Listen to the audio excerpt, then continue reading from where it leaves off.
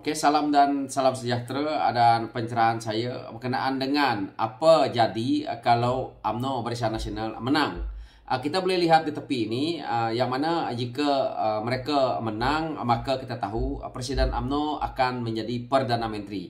Dan kita tahu juga mereka-mereka seperti Datuk Seri Ahmad Mazlan juga sebelum-sebelum ini sudah pun menjadi menteri. Memang dia akan juga dilantik untuk menjadi menteri kerana kita tahu waktu itu mereka tidak lagi bergabung dengan parti mana-mana. Yang mana kita tahu hari ini Barisan Nasional diketuai oleh UMNO tidak bergabung dengan parti yang bernama Perikatan Nasional. Jadi kebanyakan menteri-menteri ataupun kementerian-kementerian ini akan mereka lantik orang-orang mereka seperti mungkin Ahmad Mazlan, seperti kita tahu Aziz Rahim, Datuk Seri Aziz Rahim.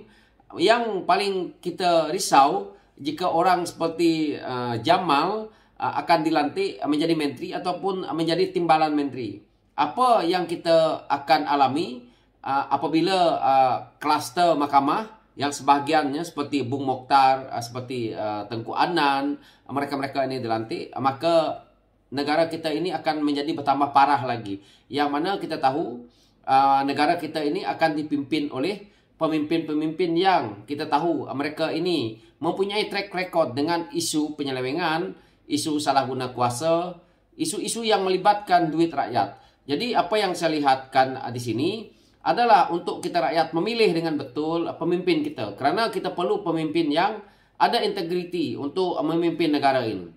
Dan kita tahu jika betul Datuk Seri Zahid Hamidi hendak Ismail Sabri itu menjadi Perdana Menteri, kita lihat apa yang berlaku dalam UMNO hari ini. Semua rakyat di negara ini tahu bahawa yang dipecat itu adalah orang-orang yang menyebelahi ataupun yang kita lihat lebih kepada Datuk Seri Ismail Sabri apabila menjadi Perdana Menteri. Dan kita lihat mereka-mereka ini adalah boleh dikatakan orang kuat UMNO yang telah pun bersama dengan UMNO begitu lama dan akhirnya dipecat begitu saja kerana mereka ini adalah akan menyusahkan kepada kepimpinan apabila UMNO Barisan Nasional itu menang. Jadi kalau kita lihat itulah sebabnya Presiden UMNO cuba meletakkan calon-calon lain dan akhirnya hari ini kita lihat pertelagahan mereka.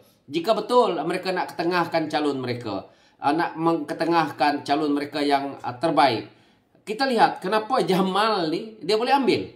Dan kita tahu juga bahawa ketua pemuda mereka pun bertelagah berkenaan dengan isu apabila diletakkan di kawasan lain yang mana ditolaknya orang lain dan akhirnya bertelagah lagi.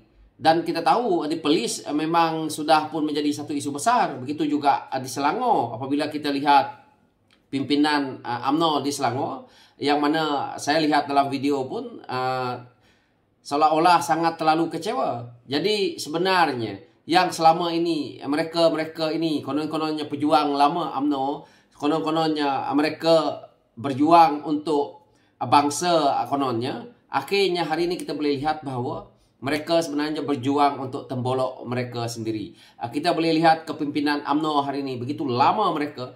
Contohnya Datuk Seri Shahidan Kassim, dia sanggup nak turunkan bendera, sanggup nak bertanding pakai parti lain.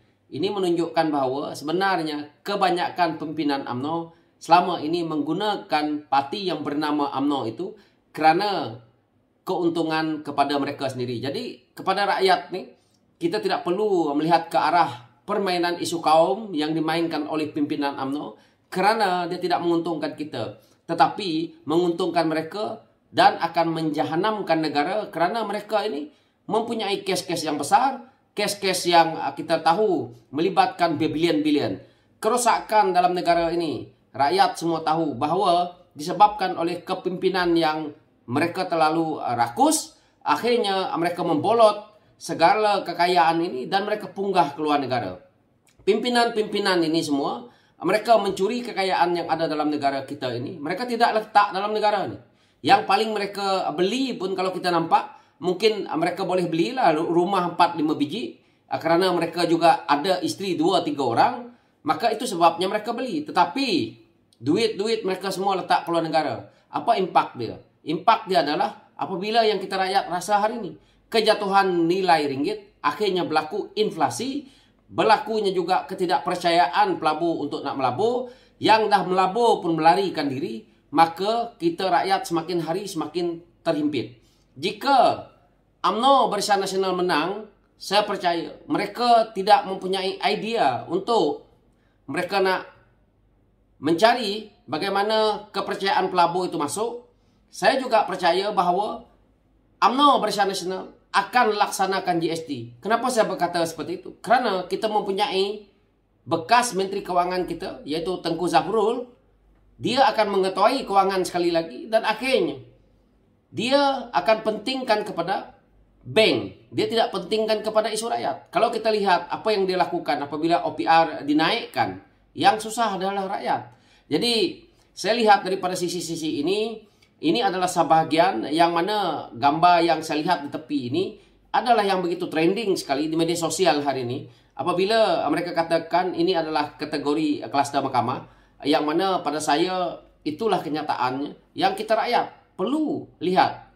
Adakah kita nak orang seperti Datuk Seri Jamal ini, yang mana pernah pecahkan botol arak di pejabat Exco, yang mana seorang yang pernah melarikan diri apabila pihak polis mencari, sampai ke Indonesia lari, akhirnya tertangkap kerana tengah gunting rambut. Adakah kita nak mengambil pemimpin seperti ini? Pemimpin yang konon-kononnya berjuang untuk partinya, tetapi apabila PS menang, akhirnya apabila nak ditangkap, dia melarikan diri. Tetapi dia berani troll orang. Waktu Najib berkuasa, Datuk Seri Jamal inilah yang begitu lantang sekali menyerang Pakatan Harapan Selangor, Pakatan Harapan, pemimpin Pakatan Harapan. Dan akhirnya kita tengok dia kena saman lah, dan akhirnya macam-macam. Sebelum itu bukan main lagi. Inilah sikap kepimpinan yang ada dalam UMNO Barisan Nasional, yang kita rakyat perlu lihat bahawa kita perlu memberi satu sokongan kepada Datuk Seri Anwar Ibrahim agar beliau boleh memimpin negara ini ke landasan yang betul. Dan kita harap mereka-mereka yang merompak harta negara, mereka-mereka yang selama ini menjadi pemimpin yang menipu apabila mereka memimpin, iaitu mencuri wang rakyat, kita boleh humban mereka ke dalam penjara. Kita dah ada bukti yang cukup jelas yang kita lihat hari ini apabila kita boleh menghumban Najib ke dalam penjara. Dan kita lihat bukan begitu mudah, kerana kita tahu undang-undang kita, kehakiman kita, peguam negara kita, semua sudah pun dikontrol oleh Najib waktu itu. Yang mana orang yang buat laporan polis, orang itu yang akan disiasat. Contohnya apabila orang membongkar kes-kes rasuah seperti Rafizi, maka Rafizi pula yang disiasat, Rafizi pula yang dipanggil. Inilah cara kepimpinan jika kita memberi mandat kepada UMNO Barisan Nasional, dan mereka akan terus menindas kita dengan mereka menakut-nakutkan kita dengan menghadkan apa yang sepatutnya rakyat ini, iaitu bebas, kebebasan untuk bersuara. Mereka akan tindas segala-galanya. Jadi sebelum kita terlambat, lebih baik kita jangan bagi mandat, kerana mandat ini terlalu panjang, iaitu 5 tahun. Saya juga melihat jika Pakatan Harapan tidak berjaya melakukan sesuatu yang terbaik untuk rakyat pada PRU ke-16, maka kita boleh tolak. Kerana 5 tahun kita perlu mencuba daya kepimpinan orang seperti Datuk Seri Anwar Ibrahim ini. Begitu juga kepimpinan-kepimpinan yang lain yang ada di Pakatan Harapan, untuk mereka buktikan. Jadi kalau hari ini kita dok mengatakan PH anjing, PH tak betul, tidak tunaikan janji. Mereka ada 22 bulan, sedangkan UMNO ada 60 tahun tetapi tidak berjaya membawa ke arah yang sepatutnya kita nikmati. Jadi itu saja pencerahan saya yang saya boleh ulas berkenaan dengan isu ini. Dan saya harap dengan gambar yang di tepi ini, rakyat perlu tolak mereka semua ni, kerana kita perlukan kepimpinan yang ada integriti, yang mempunyai kecakapan, yang mempunyai ketulusan, yang tidak merompak wang negara. Sekian, terima kasih.